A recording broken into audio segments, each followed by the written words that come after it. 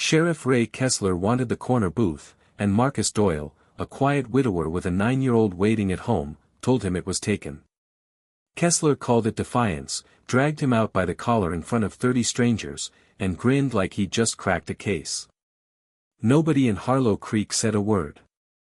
What the sheriff didn't know was that the man in his handcuffs had been confirmed as director of the Federal Bureau of Investigation 9 days earlier, and had driven into town that morning to find out exactly why 4 families had stopped trusting the badge. 3 black SUVs were already 40 minutes out. Stay with me to the end, Velvet Storiez Tales. The rental truck rolled into Harlow Creek a little before 7, a dented gray pickup with a booster seat folded flat in the back. The man behind the wheel wore a flannel jacket gone soft at the elbows and boots that had walked more miles than they'd been sold for. He carried no gun, no badge, nothing but a driver's license that would survive any small-town clerk's second glance. His name was Marcus Doyle, and 9 days earlier he had raised his right hand in Washington and become the 8th director in the history of the Bureau. Nobody on the 7th floor had liked the plan. His chief of staff argued that directors don't drive themselves into towns like this alone, that field offices existed for exactly this. Marcus listened without interrupting, then said that memos written by people who've never been dismissed in public tend to sound very reasonable. They compromised. He'd check in every 90 minutes, and a 2-agent detail would sit at the resident office in the next county, close enough to move fast, far enough that no federal plate would draw notice overnight. At the town line, he made the first call. 11 seconds. He was 41. His wife had died 3 years earlier in a highway accident he still replayed more than he told anyone, and grief, once it stops being new, becomes something closer to weather, always there, no longer the whole sky. His daughter Lily needed careful listening now more than he needed to talk, and somewhere in those 3 years he'd learned that silence, held long enough, tells you more about a room than any question does. Harlow Creek had landed on his desk the ordinary way, a slow accumulation across 16 years. Traffic stops that became searches that became charges that quietly disappeared before arraignment. Property seized and never logged as returned. 4 letters from 4 households, describing 4 mornings in language so alike that the analyst who flagged the file had scrawled one word in the margin: pattern. Every letter circled back to the same signature, Sheriff Raymond Kessler. Kessler had run the department 16 years and never once faced a real opponent on a ballot, because nobody in Harlow Creek believed it worth the trouble of trying. The town was the kind of pretty that comes right before a place starts to disappear, a 2-block main street, a feed store that had outlived 3 owners, a diner with hand-painted letters that still read breakfast all day. Marcus drove its length twice, slow, like a man choosing where to eat, and counted 5 patrol vehicles in a town of 3,800 people. Then he parked outside the diner, half full already at 6:45, mostly work trucks. Through the glass he could see round stools at a counter, a line of booths against the window, and a waitress moving between tables with a coffee pot held low against her hip, topping off cups nobody had asked her to refill. He clipped his phone into his jacket pocket and walked in. The bell over the door announced him. A few heads lifted, registered a stranger, and went back down. The waitress, Dana, according to the tag on her apron, somewhere in her 50s, moving with the particular economy of someone who'd worked the same floor for decades, told him to sit wherever he liked. He took the booth by the window facing the door, an old habit he'd stopped noticing years ago, ordered eggs and toast, and told her he wasn't in a hurry. Outside the glass, across the street, sat a low brick building with a county seal bolted above the entrance, which he'd already clocked as the sheriff's department. For 35 minutes it was an unremarkable morning, a road contract argument, a crossword in pen, a kitchen radio slightly off station. Marcus ate slowly, half believing this might be 3 quiet days of notes and nothing more. At 7:20 the bell rang again, and the room changed without anyone raising their voice. Sheriff Kessler came through first, hat already on, working the room like his own living room, a hand on a shoulder, a name remembered, a question about somebody's mother, waiting for the answer. It was practiced and, in its way, genuine, and Marcus understood immediately why 16 years of complaints had never once become an indictment. The man wasn't feared. He was liked.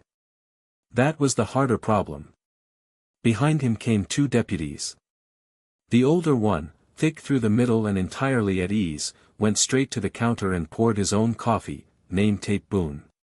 The younger one hung near the door, hands loose at his belt, eyes more often on the floor than the room. Reyes, 25 or so, the only one of the three with his body camera light actually on. Kessler stopped in the middle of the floor. There was a stranger in his booth. Dana saw it first.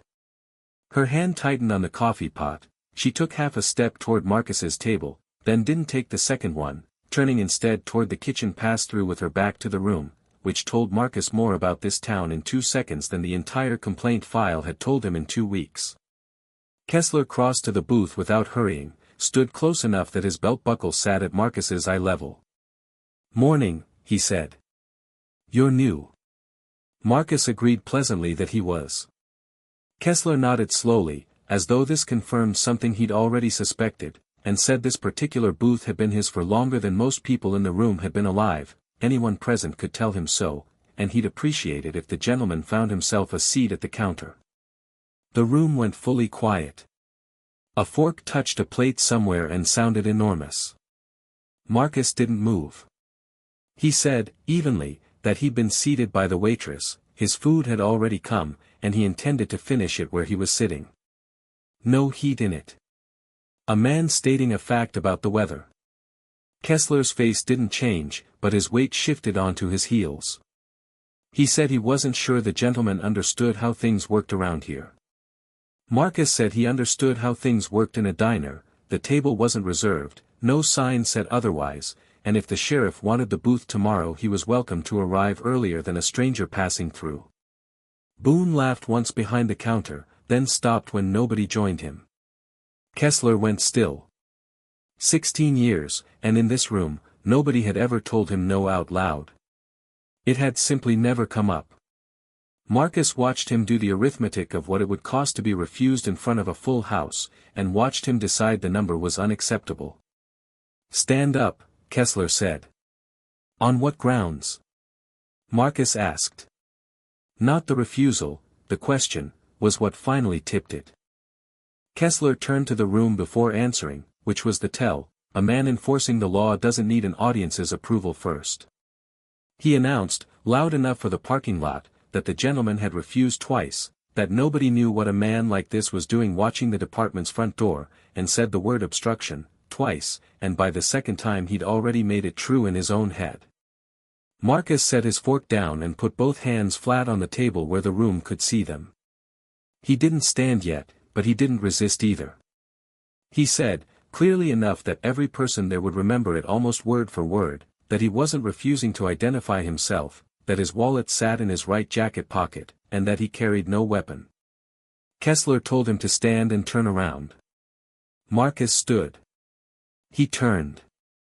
He put his own hands behind his back before being told to, 13 years of instinct moving faster than judgment. The cuffs closed, and Kessler ratcheted them 1 notch tighter than necessary, the gesture of a man making a point rather than securing a prisoner. Nobody moved. 30 people, and not one said a word. That was the part Marcus would remember longest, not the metal, the silence. He stood facing his own reflection in the glass and read the room behind him in it, men over their coffee studying the table, a woman at the counter with her pen frozen mid-word. Everyone running the same quiet arithmetic, that a stranger's bad morning cost less than 16 years of consequences. At the edge of his vision, one man had a phone half raised under the table, held there maybe 15 seconds before Boone glanced his way and it vanished back into a jacket pocket. Reyes took 1 step forward. "Sheriff," Kessler didn't look at him, just told him to get the door. Reyes went, a beat too late, and Marcus watched in the reflection the exact second the young deputy decided he wasn't brave enough today, and watched, too, that the small red light on his chest camera never wavered. Boone took Marcus by the arm. Kessler lifted the half-eaten plate off the table, set it on the counter, and, the detail Marcus would repeat to investigators twice, because nobody believed it the first time, sat down in the booth while they walked him past it toward the door. At no point did Marcus say who he was. He could have ended it in 4 words and watched the sheriff's face drain on the spot. 13 years of training screamed at him to stop this before it became a headline with his name on it.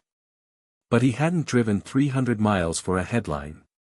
He'd come for 4 letters describing 4 mornings, and every one of those 4 people had stood exactly where he stood now, no title to fall back on, no agency 30 minutes up the road. Memos written by people who've never been dismissed in public tend to sound very reasonable, he understood it himself now. So he let Boone walk him out, into flat gray parking lot light, while behind him Kessler told Dana, loud enough to carry through the glass, that he'd take his usual. Across the street, the county seal caught the early sun, a camera's red light glowing steady above the door. It was 7:41. His next check-in was in 19 minutes. The lot had an audience before the door finished swinging shut. Boone walked Marcus to the second cruiser and stood him against the rear door, thumbs hooked in his belt, admiring something he'd just finished building. Kessler came out last, settled his hat, and started talking to no one in particular, which meant to everyone, that a man who won't comply with a lawful request is telling you something about himself, that he'd worn this badge 16 years and the day he stopped noticing strangers was the day this town got somebody hurt. Nobody argued. Marcus stood against the cold metal and counted 11 adults in earshot who'd watched the whole thing unfold. Not one said a word. He wasn't angry at them, a little to his own surprise. A stranger costs a town nothing. 16 years under Kessler costs everything, and 16 years is more than enough time to teach a town to run that math without noticing it's running. At 7:58, the phone in his jacket began to ring, muffled against his ribs. 6 rings, then silence. Boone grinned and said the man's ride was calling. Kessler didn't glance over, midway through a story from 3 summers back. It rang again 40 seconds later, then a third time. Nobody reached for it. Marcus stood absolutely still and let it ring, and for the first time since the cuffs closed, something shifted in his face. Not fear. Something worse for Ray Kessler, patience. 40 minutes up the highway, a 2-agent detail watched 3 missed calls stack up, checked a location ping that hadn't moved from a diner lot in 14 minutes, and stopped waiting. They moved within 2 minutes. A regional team fell in behind them 9 minutes later, and by 8:20 the words director and no contact had climbed high enough that a chief of staff in Washington stood at his desk with a phone in each hand. They came in from the east end of Main Street at 8:37, 3 black SUVs, identical, plates that weren't state issue, moving fast. The lead vehicle boxed the lot, the second stopped nose out on the street, the third blocked the driveway. Doors opened all at once. 8 agents stepped out, badges on chains, 3 yellow letters across the back of every windbreaker. The lot went silent in the space of one breath. A woman rounded the lead vehicle with her credentials already raised, mid-40s, dark suit under the jacket, scanning the lot once, fast. Special Agent Renata Cruz, she said. Federal Bureau of Investigation. I'm looking for Director Marcus Doyle. Ray Kessler did the thing that would follow him the rest of his life. He smiled, stepped forward, and pointed with his whole hand at the figure cuffed against his cruiser. That's your man right there. Picked him up 40 minutes ago. Obstruction. He's yours if he's your business, but he was sitting in that window watching my building since 6:45. Nobody moved. Something crossed Cruz's face and was gone. Director. Are you hurt? Marcus said he wasn't. Behind her, Assistant Director Orrin Blackwood stepped forward with his credentials open and addressed the lot instead of the sheriff, turning slowly so every window and bystander could see the photo and the seal. This is Marcus Doyle, Director of the Federal Bureau of Investigation, sworn in 9 days ago. As of this moment, this is a federal scene. The sound that moved through the lot wasn't a gasp. It was smaller and worse, 30 people understanding the same thing in the same second, none of them willing to be first to say it. Kessler's arm was still half raised from pointing. The color left his face from the top down. He laughed once, hollow, and said that wasn't possible, the man had no identification. Marcus spoke for the first time since the diner door closed behind him. "I told you exactly where my wallet was. In front of this whole town. You didn't look." Boone stared at his own hand like he'd only just noticed what it had been holding. Cruz held her hand out for the key. Kessler's fingers didn't cooperate. He dropped it once, and the lot was dead silent while he bent for it. Then Marcus said something nobody expected. "Not yet." He said the cuff stayed on until the scene was documented, photographs from every angle, every witness's name taken down while they were still standing there. A man in this town had been arrested for finishing his eggs, and the only difference between him and the 4 families who'd written to Washington was that his phone had already been ringing. He wanted the record to show exactly what it looked like.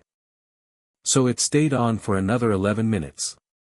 The director of the FBI stood cuffed in a diner parking lot while agents worked cameras and notebooks, and Ray Kessler stood 6 feet away, made to watch longer than anyone. Then it came apart fast. 2 agents crossed the street and served paperwork on the department's front desk before the clerk had finished standing up. The camera above the county building's door came off its bracket within the hour and went into an evidence bag, so did the one over the diner register, with Dana's signature on the consent form before she'd even sat back down. At 9:20, from a terminal inside his own department, Kessler filed a supplemental report describing a subject who turned combative and refused to identify himself. 30 witnesses had just watched that not happen. He filed it while federal agents stood outside his own window, and it went under seal 20 minutes later, time-stamped and unamendable, right alongside 16 years of dispatch logs, arrest reports, and personnel files. Boone's body camera held 9 seconds of footage for an entire shift. Reyes handed his over unasked, unclipped it himself, and read the serial number aloud before passing it across. The man who'd hidden his phone under the table came back an hour later, held it out with both hands, and admitted he'd sat in his truck that whole hour deciding whether to cross the street. Then the thing nobody had planned began. People started walking over. A hardware clerk who'd written one of the original letters described a taillight stop that had held him 19 hours with no charge and tools that never came back from evidence. A woman described 5 stops in a single month.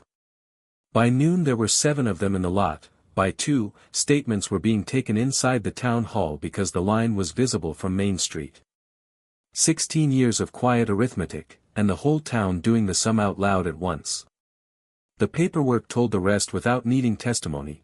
11 arrest reports altered after filing, some by more than 4 hours, evidence logs with cash amounts that didn't match between intake and disposition, 9 people held across 7 years with no charging document at all, one of them for 38 hours.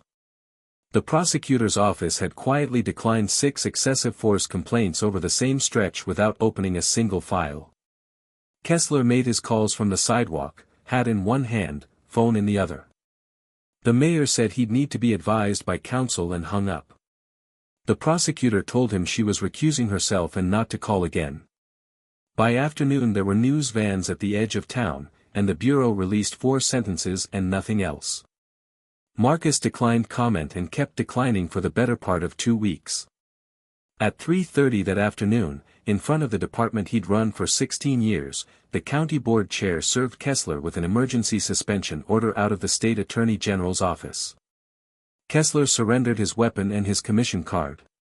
He unpinned his own badge and set it on the hood of his cruiser. It made a very small sound. Then Blackwood read him his rights on the sidewalk, in front of the same men who'd been holding coffee cups that morning. 16 years, and it had taken 1 day, and the strangest part was that none of it had ever been hidden. It had been sitting in that building the whole time, waiting for a morning when the man in the handcuffs turned out to be the wrong one to underestimate. The town didn't celebrate. There was no crowd when the badge went into the evidence bag. By 4 the lot had emptied, and Harlow Creek had gone quiet in a way that had nothing to do with the hour, because Kessler wasn't the only one exposed that morning. 30 people had watched a stranger get cuffed for finishing his breakfast and decided, in the same second, it wasn't worth speaking up. Now they were home with a different answer in front of them, that the thing they'd been calling common sense for 16 years had another name. Dana closed the diner 4 hours early and sat alone in the booth with the lights off. She gave Cruz a 9-page statement that evening, most of it about ordinary mornings she'd never once questioned. Marcus worked out of a borrowed room in the town hall until nearly 9. At some point Cruz set a coffee in front of him and finally asked the question she'd been holding since 8:37, why hadn't he just said 4 words and ended it? He turned the cup a half turn and didn't drink it. 4 letters from the same county had crossed his desk the same week, all describing the same morning in nearly the same language, read in a room full of people who'd never once been on the other end of it. I wanted to know what it actually feels like, he said, to be the person a room decides isn't worth the trouble. Not briefed on it. To be the man against the car with no name to give and nobody coming. Cruz pointed out that by 8:37 he'd had 3 vehicles coming. They didn't, Marcus said. That's the whole point. If I'd said who I was in that diner, there'd have been a clean report by noon and an apology by dinner, and 16 years would still be sitting exactly where they were. The arrest was the only evidence nobody could argue with, and I was the first person in 2 decades who could afford to let it happen. 2 days later, on the courthouse steps, Marcus spoke to Kessler once, in front of his lawyer, with nothing in his hands and no questions to ask. Kessler recited his own record like a resume read to a wall: no homicide in Harlow Creek in decades, a family pulled from a flooded car with his own hands, half the town who'd called him at home on a Sunday. Marcus told him every word of it was true, and it would go to the prosecutors along with everything else. Then Kessler said the thing he'd clearly been building toward, that none of this would have happened if a stranger hadn't sat down in his booth. No, Marcus said. People always believe the fall started the day somebody finally caught them. It never does. Reports were altered before I ever crossed the county line. People were held with no paperwork for years. You didn't fall because you arrested the director of the FBI, you'd have fallen the same way if I'd been nobody, it just would have taken longer and cost more people on the way down. Somewhere along the way you stopped telling the law apart from your own pride. Once a man can't do that, the badge is just a delay. Kessler looked at the railing under his hand and said quietly he'd never thought of himself as a corrupt man. Marcus said he believed him, and that this was exactly why it had taken 16 years to catch up with him. Marcus flew back to Washington on the 3rd day, because a bureau director cannot run a field investigation and shouldn't try. The case was consolidated within the week, the Civil Rights Division joining jointly with the Bureau. Charges came down the 2nd week: deprivation of rights under color of law, falsification of records, conspiracy involving 2 other members of the department. Boone resigned by letter the day before he was served, which changed nothing about his exposure. The mayor didn't resign. He stood in front of the next town meeting and admitted he'd eaten breakfast 2 booths from that window for 6 years and never asked a question. It wasn't much of a speech, but it was the first honest one that room had heard in a long time. 9 days after the arrest, the county named Reyes acting sheriff, the only person in a Harlow Creek uniform that morning who'd left his camera running. That footage became the spine of the entire case. Reyes told the council, on the record, he hadn't wanted the job, that a man who'd stepped forward once and then gone to open the door instead shouldn't be handed a department. Blackwood said the only thing he said all evening, across 16 years in that building, Reyes had been the only one who'd ever left a light on. The reforms that followed were neither fast nor dramatic: continuous body camera recording, arrest reports locked at filing, every custodial hold reaching a prosecutor within 6 hours or the person walked, a citizen review board with the hardware clerk seated on it. None of it was new, all of it had existed on paper the whole time, simply never enforced by anyone who could be told no. What actually changed in Harlow Creek was smaller and harder to write into policy. People started talking. The line at the town hall ran 9 days.